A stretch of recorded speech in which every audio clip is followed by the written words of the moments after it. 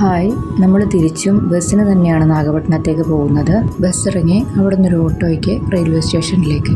മാന്നാർമത്തായിലെ മുകേഷിൻ്റെ യാത്ര പോലെയായിരുന്നു. നല്ല വെയിലും ഒത്തിരി ലഗേജും ഉള്ളത് കൊണ്ടാണ് നമ്മൾ ഓട്ടോയ്ക്ക് വന്നത്. ട്രെയിൻ വന്നു. 5:05 തിരിച്ച് നാഗപട്ടണത്തിൽ നിന്ന് എറണാകുളത്തേക്ക് ട്രെയിൻ. അങ്ങനെ നമ്മൾ നാഗപട്ടണത്തോട് യാത്ര പറഞ്ഞു. എല്ലാ യാത്രകളും പോലെ ഈ യാത്രയും അപ്പൂസ് ഒരുപാട് ആസ്വദിച്ചു. ട്രെയിനിൽ ഉറക്കമൊഴിച്ചു. നമ്മളോരോ ചായ കുടിച്ചു, ഡിന്നർ ബുക്ക് ചെയ്തു. ഇതിനിടയ്ക്ക് അപ്പൂസ് ഡ്രസ്സൊക്കെ ചേഞ്ച് ചെയ്തു. കുറച്ച് നേരം നമ്മളെല്ലാവരോട് ടങ് ട്വിസ്റ്റർ പറഞ്ഞ് കളിച്ചു.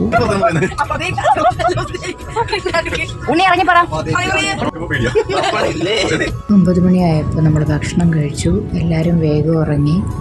അങ്ങനെ ശനിയാഴ്ച രാത്രി തുടങ്ങിയ യാത്ര ചൊവ്വാഴ്ച രാവിലെയോടുകൂടി തീർന്നു. 7 മണിയോടെ നമ്മൾ എറണാകുളത്തെത്തി. അങ്ങോട്ടും ഇങ്ങോട്ടും ടാറ്റ പറഞ്ഞ് നമ്മൾ നമ്മുടെ വീട്ടിലേക്ക് പോന്നു.